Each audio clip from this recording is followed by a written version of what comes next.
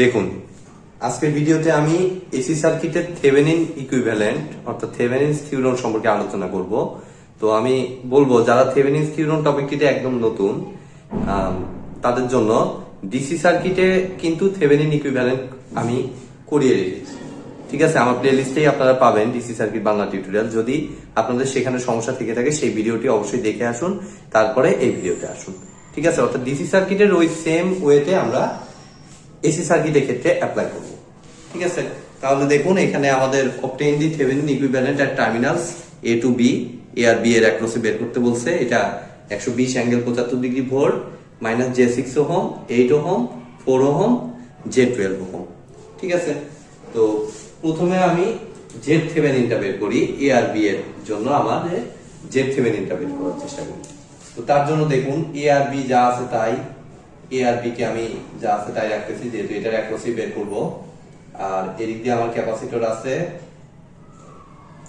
এখানে আমার রেজিস্টর আছে, এখানে আমার ইন্ডাক্টর আছে, আবার resistor 4 ohm, minus J6 ohm,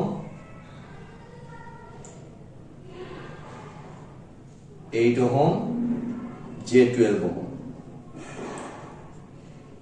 আর ভোল্টেজ সোর্সের যে প্রান্তটা আমরা জানি যে থেভেনিন যখন আমরা হিসাব করব আমাদের সোর্সকে অবশ্যই নিউট্রালাইজ করতে হবে। আর ভোল্টেজ সোর্সকে আমরা কিভাবে নিউট্রালাইজ করি? সিম্পলি প্রান্তটা শর্ট করে দিতে হবে। সিম্পল ওয়ে, ভোল্টেজ সোর্সকে আমার ডিঅ্যাক্টিভেট করতে হবে। ভোল্টেজ সোর্স ডিঅ্যাক্টিভেট করতে হলে সেখান থেকে কোনো ভোল্টেজ পাওয়া যাবে না। ভোল্টেজ কোথায় আমরা পাই না? তারের ভিতরে কোনো ভোল্টেজ থাকে না। সো আমরা তার দ্বারা অ্যাড করতে হলে শর্ট করতে হবে। তো সেই জন্য আমি শর্ট করে দিলাম। এখন এ আর বি এর অ্যাক্রসে আমি জেড ইকুইভ্যালেন্ট যেটা পাবো সেটাই হবে আমাদের জেড থেভেনিন। এখানে আমি লিখতে পারি এখন জেড থেভেনিন। ভোল্টেজ সোর্সটা সরায় দিলে এর অ্যাক্রসে যে ইম্পিডেন্সটা সেটাকে আমরা জেড থেভেনিন বলতে পারি। এবং এখন খেয়াল করে দেখুন আমাদের এই মাইনাস J6 এর প্রথম প্রান্ত এখানে কানেক্টেড এবং 8 এর প্রথম প্রান্ত এই পয়েন্টে কানেক্টেড। আবার মাইনাস J6 এর দ্বিতীয় প্রান্ত এখানে কানেক্টেড। 8 ওহমও কিন্তু সেম জায়গায়, এই দুটাতে একই প্রান্ত যেহেতু তার দ্বারা যোগ করা আছে। অর্থাৎ মাইনাস J6 এবং 8 এর প্রথম প্রান্ত এক সাধারণ বিন্দুতে এবং দ্বিতীয় প্রান্ত আরেকটা সাধারণ বিন্দুতে কানেক্টেড, মানে এই দুটো আমি প্যারালাল বলতে পারি। ঠিক আছে, তাহলে মাইনাস J6 আর 8 এর প্যারালাল কম্বিনেশনটা আমি বের করে নিচ্ছি। 8 inverse plus minus 6i inverse 1 inverse 1।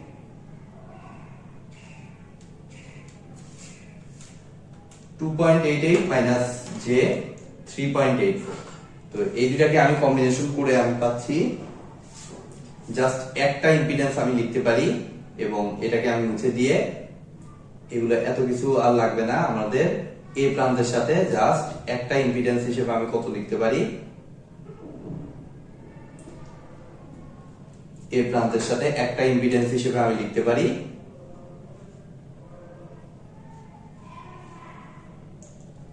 2.88 minus J 3.84।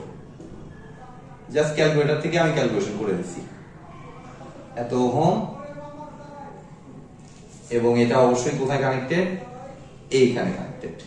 ঠিক আছে, এখন আবার দেখুন এই সাইডে যেটা এই 4 ওহম J12 এর প্রথম প্রান্ত এখানে কানেক্টেড এবং দ্বিতীয় প্রান্ত কিন্তু সেম জায়গায় কানেক্টেড। ঠিক আছে, অর্থাৎ 4 এবং J12 আমি বলতে পারি প্যারালালি কানেক্টেড। অর্থাৎ 4 এবং J12 কে যদি আমি এক করে ফেলি তাহলে আমরা পাচ্ছি 4 ইনভার্স প্লাস 12i ইনভার্স 1। এটা থেকে হিসাব করলে আমাদের আসতেছে 3.6 প্লাস 1.2 J। অর্থাৎ এগুলো সব মুছে দিয়ে আমাদের একটা রেজিস্টর, আচ্ছা ওই যে ওখানে দিয়ে দিতে পারি। এই যে এই প্রান্তেই জাস্ট আমি একটা ইম্পিডেন্স হিসেবে দিতে পারি। আর এটা তো আছেই, আগেরটা তো যা আছে তাই।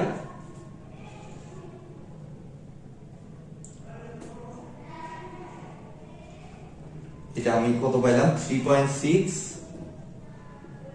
Plus J 1.2। এখন জাস্ট আমরা ক্লিয়ারলি দেখতে পাচ্ছি যে থেভেনিনে আমাদের এই দুইটা ইম্পিডেন্স সিরিজে connected, that means Z Thevenin হবে এই দুইটার যোগফল। জাস্ট আমি যোগ করে ফেলবো, যোগ করে ফেললে আমি পাচ্ছি 3.6 প্লাস 1.2 আছে plus 2.88 minus 3.84 6.48 minus j 2.64 6.48 minus j 2.64 ohm. এই তো আমাদের ক্যালকুলেশন কিন্তু হয়ে গেল। জেড থেভেনিন পাইছি, এবার আমাদের জাস্ট ভি থেভেনিনটা বের করতে হবে। ঠিক আছে, ভি থেভেনিন মানে এই প্রান্তটার ওপেন সার্কিট ভোল্টেজ ভিএবি যেটা। ঠিক আছে, তো সেটা বের করতে হলে আমাদের তো কোনো সোর্স ডিঅ্যাক্টিভেট করা যাবে না, ওই অবস্থা থেকে আমাদের কাজ করতে হবে। ঠিক আছে, তো তার জন্য দেখুন আমি কি সিস্টেমে কাজ করতে পারি। আমাদের ভিএবি বের করতে হবে। আচ্ছা, এই যে এই দুইটা সিরিজে কানেক্টেড, আবার এই দুইটা নিজেদের মধ্যে সিরিজে কানেক্টেড, এক করে দিয়ে তারা আবার নিজেদের মধ্যে প্যারালালি কানেক্টেড, অর্থাৎ জেড এই অবস্থায় আমাদের জেড ইকুইভ্যালেন্টটা বের করি। আমাদের জেড ইকুইভ্যালেন্টটা আসতেছে কত, 8 আর মাইনাস j6। ওপেন সার্কিট অবস্থায় আমাদের, ওপেন সার্কিট এখন তো বর্তমানে ওপেন সার্কিট আছে, এই ওপেন সার্কিট অবস্থায় আমাদের 8 আর মাইনাস j6 সিরিজের কানেক্টেড। ঠিক আছে, তাহলে 8 minus j6 parallel 4 plus j12। ঠিক আছে, এইটা থেকে আমি যদি একটু হিসাব করি আমাদের দেখুন কত আসে, 8 minus j6 inverse 1 plus 4 plus 12 inverse 1। আমি ক্যালকুলেশন করে নিচ্ছি, 28/3 প্লাস j4/3, 28/3 প্লাস j4/3 এত ওহম। এখন জাস্ট এটা দিয়ে ভাগ করলে আমাদের কিন্তু সোর্স কারেন্টটা আমরা পেয়ে যাব। সেই সোর্স কারেন্ট থেকে আমরা বের করার চেষ্টা করতেছি জাস্ট।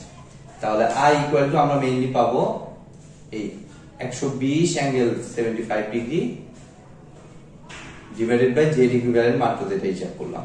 ঠিক আছে, অর্থাৎ যে ভ্যালুটা পাইছি সেটাকে 120 অ্যাঙ্গেল 75 ডিগ্রি দ্বারা ভাগ করে দিচ্ছি ক্যালকুলেটরের মাধ্যমে। তাহলে আমরা একটু r থিটা ফর্মে নিয়ে নেই যাতে হিসাব করতে সুবিধা হয়।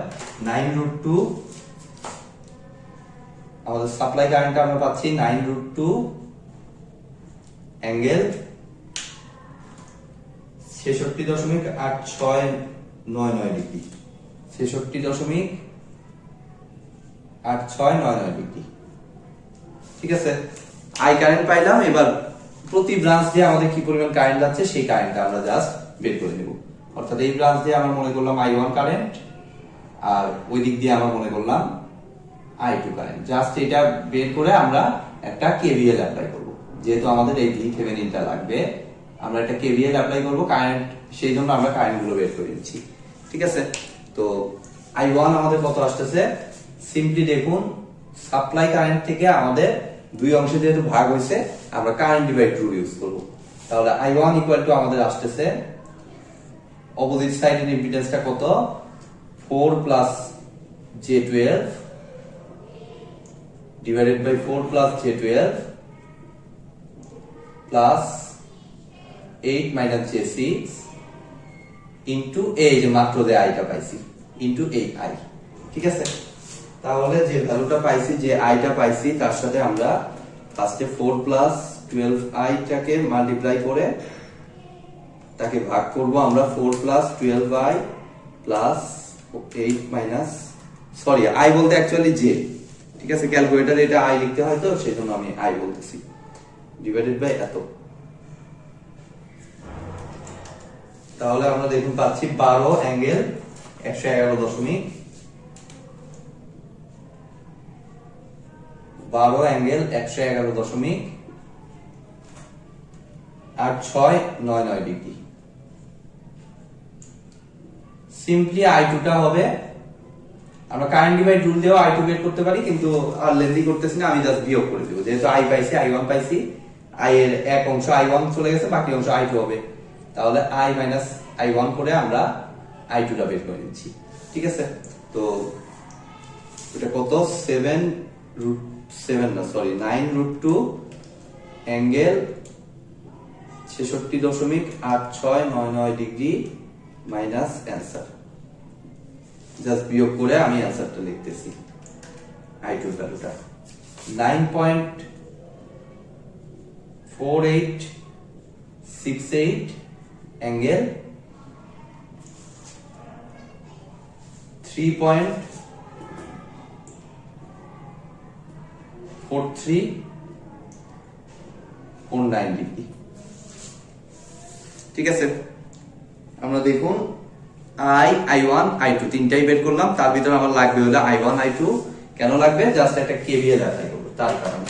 তো KVL যদি এখন অ্যাপ্লাই করি আমাদের মাইনাস এই যে এদিক থেকে যে কোনো এক সাইড থেকে শুরু করলাম, ধরুন এই সাইড থেকে শুরু করলাম। এই সাইড থেকে শুরু করলে ফার্স্টে পাচ্ছি আমি মাইনাস VThevenin। তাহলে মাইনাস VThevenin প্লাস তো না মাইনাস I1, অবশ্যই মাইনাস I1 ইন্টু আমাদের কত মাইনাস J6। কেন মাইনাস হলো? কারণ এইদিকে ডিরেকশন আমরা যাচ্ছি তার অপোজিটে, এদিক থেকে এইদিকে যাচ্ছি। ঠিক আছে, মাইনাস J6 তারপরে plus 4I2 is equal to 0। আমাদের দেখুন I1 I2 দুটোই বের করছি, জাস্ট এখান থেকে এই ভ্যালুগুলো এখানে ক্যারি করে আমি বসিয়ে দেব। ঠিক আছে, তাহলে আমাদের রেজাল্ট হয়ে যাবে। তাহলে আমরা কত পাচ্ছি? I1 হচ্ছে I2 এর সাথে কত গুণন হবে? 4 গুণন হবে। I2 এর সাথে 4 গুণন প্লাস 6i এর সাথে আমাদের গুণন হবে হলো I1 কত 12 অ্যাঙ্গেল 111.869 ডিগ্রি। তাহলে আমাদের VThevenin আসার কথা 37.95। VThevenin আমাদের আসতেছে